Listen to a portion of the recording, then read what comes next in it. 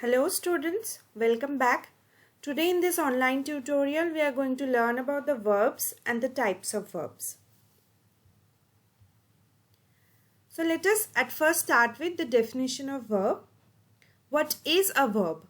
A verb is that part of the speech which shows an action, an event or state.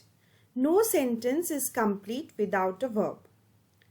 So the word which shows us the action, whatever the subject is doing, that action has been shown by the word called verb. Verbs can be categorized into these pairs. Total 6 types of verbs are there, and those 6 types altogether come into 3 pairs. Main and auxiliary verb, transitive and intransitive verb, finite and non-finite verb. Let us know what is main verb and auxiliary verb. Main verbs or action verbs are used to express action, something that an animal, a person or a thing does. So whatever a person, an animal or a thing is doing is known as verb. Whatever the subject does is known as verb, and that particular verb is the main verb. For example, the boy runs. Here the subject, the boy, runs. So whatever the boy is doing is the verb of the particular sentence. The dog barks. Whatever the dog is doing or the animal is doing is the verb of the sentence. So this was the main verb. Whatever the subject does is the main verb. Now what is auxiliary verb? Auxiliary verbs are helping verbs. They help to construct a sentence. These verbs cannot stand alone like the main verbs. So what is auxiliary verb? As the name suggests, you can understand that auxiliary verb is the helping verb. To construct a sentence, to form a sentence, we need this auxiliary verb. Without this auxiliary verb, a sentence is incomplete. But also, these auxiliary verb cannot stand alone, or they cannot be used singularly like the main verb. We can use only the main verb, but we cannot use only the auxiliary verb. The meaning won't come out right. So, for example, she is singing a song. In order to let us know what she is doing, we are using the auxiliary verb called is. She is singing a song. If the auxiliary verb was not there, the sentence would be she is singing a song. So the sentence would not be complete in that case. That is why we need the auxiliary verb to complete a sentence, to bring out the complete meaning of a sentence. She is singing a song. They are tired from the hiking. So in the second sentence also, if the verb are, if the helping verb are was not present, then the meaning would not have come correctly. They tired from the hiking. The meaning is not coming out completely or correctly. Now auxiliary verb has 2 separate types. What are the types? Primary auxiliary and modal auxiliary. At first, let us look into the primary auxiliary verbs. What is primary auxiliary verb? The primary auxiliary verbs are be verbs, have verbs and do verbs. So these 3 types of verbs are generally known as primary auxiliary verbs. These verbs are most commonly used in English language, and they can also be used as main verbs. So why these verbs are known as primary verbs? Because these are generally used. Mostly these be verbs, have verbs and do verbs are used in the sentences. That is why they are known as primary auxiliary. Also, these primary auxiliary can be used as main verb. So they can stand alone like a main verb in a sentence, and in that case also the meaning will come out right. So this is the difference, this is the primary difference, main difference between the modal auxiliary and primary auxiliary, that you can use primary auxiliary as main verbs but you cannot use modal auxiliary as main verbs. So for example, you can see, I have taken your pencil. Here have has been used as a auxiliary verb. I do have a solution for your problem. Here do is used as an auxiliary verb. Now what is modal auxiliary? Modal auxiliary verbs are used to show a necessity, capability, willingness, possibility, obligation, probability, determination, wishes, etc. To show all these things in a sentence, all these feelings, all these abstract feelings in a sentence, we use modal auxiliary.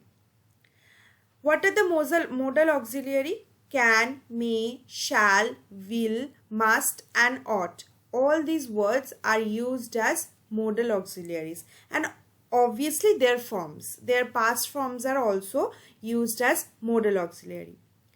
Same for the primary auxiliary also. The past form of the be, have and do verbs are also used as primary auxiliary verbs. Now that the thing we need to understand, the thing we need to remember while writing, while incorporating primary and modal auxiliary into a sentence. First, primary auxiliary. If the be, do and have verbs are being used in a sentence alone, then they are being used as main verb. So if the be, do and have verb are there singularly, there are no other verbs attached to these verbs. So these verbs are acting as main verbs. In order to become an auxiliary verbs, these verbs have to come along with the main verbs. So when these verbs are used only in the sentence without any other verbs, they are acting as main verbs. But whenever they are attached to a main verb, they are acting as auxiliary verbs. So this is a very tricky thing about the primary auxiliary verbs, which you do not find in the modal auxiliary. So a primary auxiliary verb is something which can also be used as main verb and also be used as auxiliary verb. How do we understand if this verb is main verb? We understand by seeing that no other verb is attached to this particular verb. If no other verb is attached to this particular verb, then the verb is used as main verb. But if there is another verb attached to it, then it is used as primary auxiliary verb. Primary auxiliary change their forms according to the number and the person of the subject. The primary auxiliary changes the form, means from past to present, from present to future, from present to past. Like this they change because of the person and the number of the subject.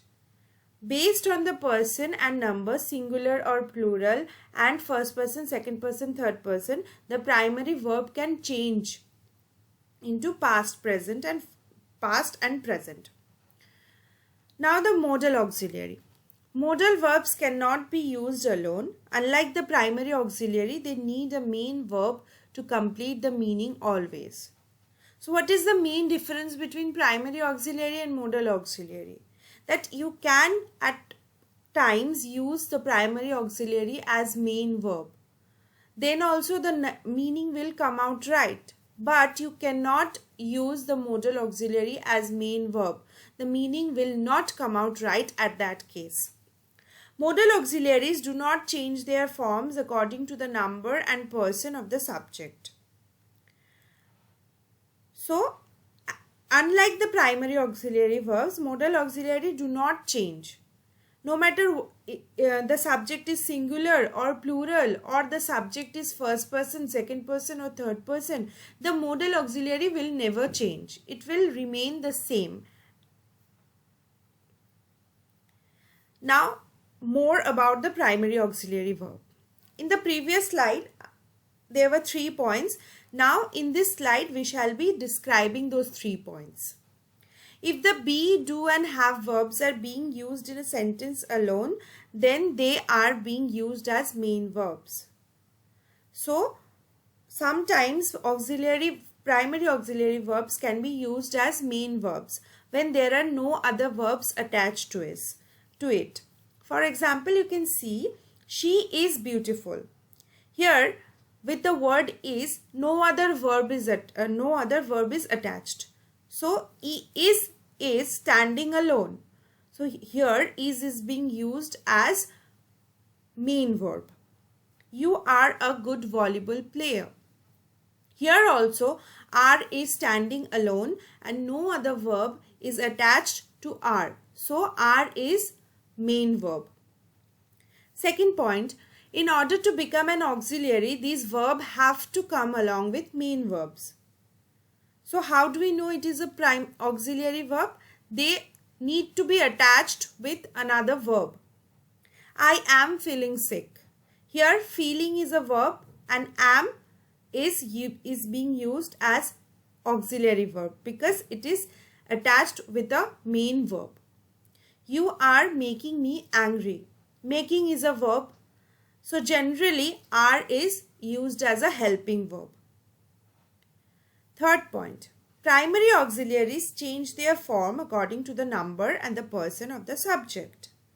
For example, he is feeling tired.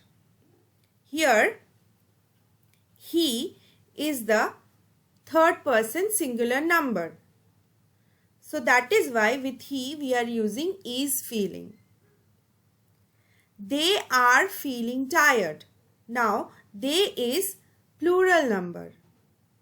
So, for plural, we are using are. So, the primary auxiliary changes with the change of the number of the subject. In the second sentence, you can see, I or you do not like the rain. I do not like the rain. You do not like the rain. So, it is first person and you is second person. But in the second sentence, you can see she does not like the rain.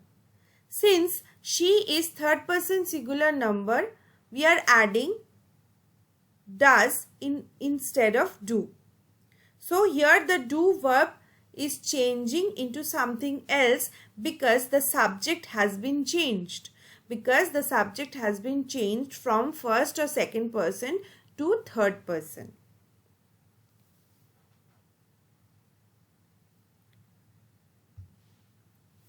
Now modal verbs.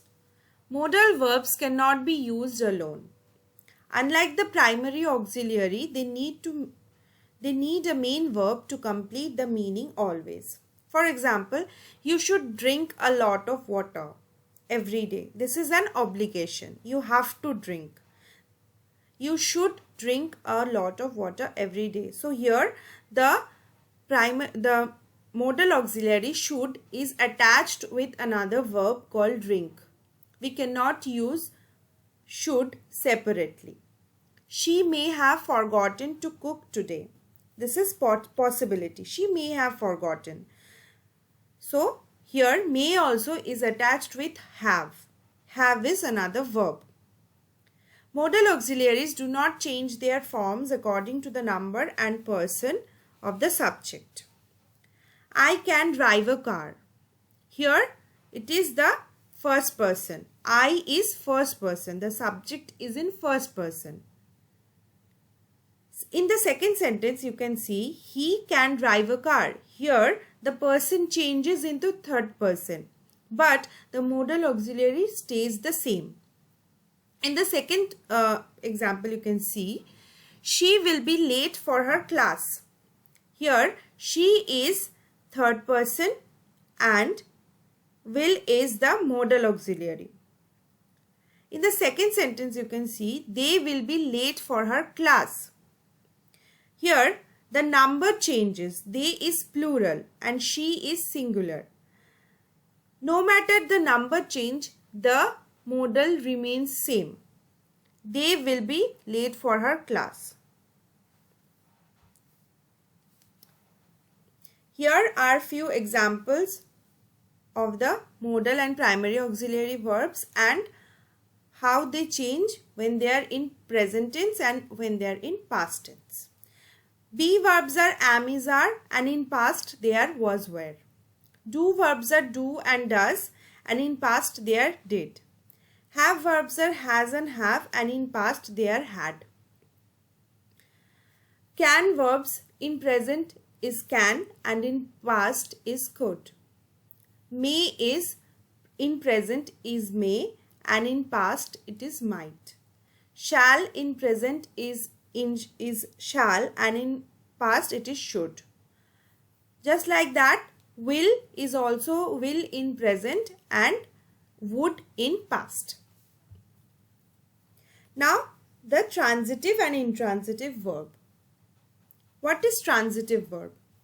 Verbs that require an object to complete the meaning of a sentence are known as transitive verb. In short, the sentence which has an object, the verb of that particular sentence is known as transitive verb. How do we know if that particular sentence has an object? We ask question with what, who, and which. Object means something which we can see, which we can touch, and which we can hold. So that is why we always have to ask question with what, who, and which. So if we get an answer after questioning with what, which, and which, who, then that particular sentence is having an object. So that particular verb is transitive verb. For example, my mother is baking a cake today. So here we shall ask question with what. My mother is baking what? My mother is baking a cake. So cake is the object of this sentence. So the bake verb here is the transitive verb. In the same way, in the second example, you can see I shall go by bus. I shall go by which, or I shall go by what? I shall go by bus. So when we are questioning with what, who, and which, we are getting the answer. That means the second sentence also has an object. So the bus is the object and go verb is the transitive verb over here because it has an object. Now intransitive verb. Verbs that do not require an object to complete the meaning of the sentence are known as intransitive verbs. The verbs which can act alone. The verbs which can act alone and do not need any object to fulfill the meaning. Even if in that sentence, in that entire sentence, no object is present, still the meaning will come out very much clear. That verb is known as intransitive verb. For example, it is raining. Here, raining is the verb, but we cannot find any object over here. So, it doesn't matter if the entire sentence do not have an object. It is raining and the meaning is coming out clear. We are getting to know, we are being able to understand the meaning of the sentence. So, the raining verb over here is intransitive verb because it does not need any object. She slept for 8 hours. Here we are asking with what, who, and which. We are not getting any answer. She slept what? She slept who? She slept which? We are not getting any answer, but we are getting the answer as 8 hours. This is the time. Time cannot be objects because we are not being able to hold, touch, or see the time. This is an abstract concept. So this particular sentence does not have any object. So she slept for 8 hours does not have any object. So the verb here is intransitive. No matter if the sentence is not having an object, the meaning is coming out very much clear. So the slept verb here is being used as intransitive verb. Next is finite and non-finite verb. What is finite verb? Finite verb that has a subject and exhibits tense and number is in a sentence is called finite verb. Or verb those change according to the number, person and tense of the subject are known as finite verb. So the changeable verbs, verbs which can change according to the number, person and tense. Number means singular and plural, person means first person, second person and third person, and tense means past, present, future. If these three things are changing in case of a subject, the verb is also changing. So the verb which can change according to the subject are known as finite verbs. For example, I run daily. Here, and in the second sentence you can see she runs daily. So here the person is changing. I is first person and she is third person. So when the person is changing, the verb is also changing. In the first sentence you can see that run is used, but in the second sentence we can see that we are using runs. So the run verb is finite verb because it is changing since the person is changing of the subject. Now second, she loves to swim, she loved to swim. So when the tense is changing, she loves is in present tense, she loved is in past tense. So when the tense is changing, the verb is also changing from loves to loved. So love verb is finite verb over here. He jumps like a monkey. They jump like monkeys. Here the number is changing. He is singular number and they is plural number. So when the number is changing, the verb is also changing from jumps to jump. So here the jump verb is finite verb. Now next is non-finite verb or infinite verb. What is non-finite verb? A verb which neither has a subject nor exhibits tense and number in a sentence is known as infinite verb. Or a verb which does not change according to the number, person and tense of a subject is known as finite or non-finite verb. So it is the exact opposite of the finite verb. So exact opposite meaning, the finite verb was changeable but non-finite verbs are not changeable. For example, my office is in walking distance from my home. My office was in walking distance from my home. So in the second sentence, the tense is changing to past tense. The first sentence is in present tense. The second sentence is in past tense. But in both the cases, we are seeing that the walking verb remains the same and it is not changing, unlike the finite verbs. Finite verb would have changed in case of the tense change. But here the tense is changing but the verb is not changing. So the walking verb is particularly known as the infinite verb or finite verb. Infinite verbs can be used not as verb, or they are mostly used as noun, adverbs and adjectives. Non-finite verbs have three different kinds. So what are the three different kinds? Gerunds, participle and infinitives. At first there is gerund. What is gerund? Verb which end with ing and act as nouns are known as gerunds. So as I said just few seconds ago that non-finite verbs can be used as noun, adjectives and adverbs. So gerund is that non-finite verb which we are using as noun and the verb which is ending with ing. So in the example you can see swimming is a great sport. Swim is a verb but we have added ing with it and it is acting as a noun. Swimming, the name of a sport, so it is a noun. So here it is using, we are using it as a noun, so that is why it is called gerund. Second is participle. What is participle? Verbs which are generally used as adjectives and adverbs are known as participle.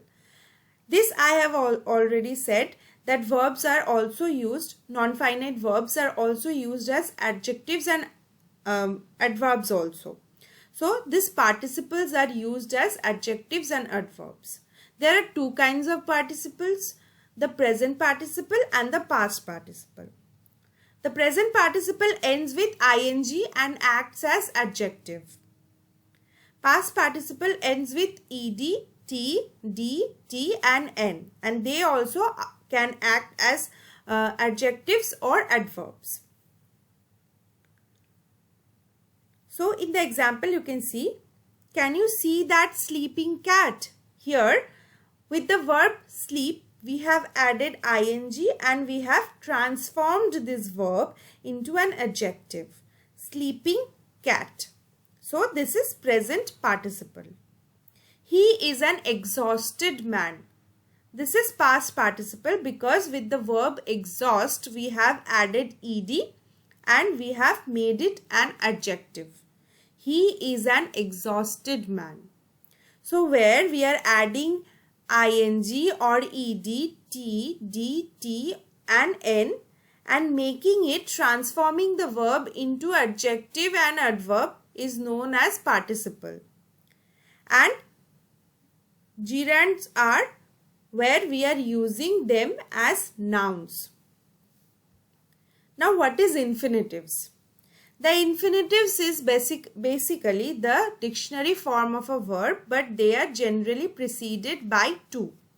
So infinitives verbs are the normal verb, the verb that we can find in dictionary, that we can find in any other books. But how to know that this is an infinitive? The infinitive always comes with a to. So if a verb has a to in front of it, then it is infinitive. I have come here to read quietly. Here read verb is the normal verb, but since it is attached to, this is known as infinitive. I want to go to the book fair. Go is normal verb, but since it is attached to, it is infinitive. She loves to eat candies. Here it is normal verb, and since it is attached to, it is known as infinitive. For class 5, in your syllabus, you have only auxiliary verb and transitive intransitive verbs. You do not have the finite and non-finite verb. But class 6 students have finite and non-finite verbs. So we have brought all these things together and make it one single video. Thank you so much for watching. See you in our next video.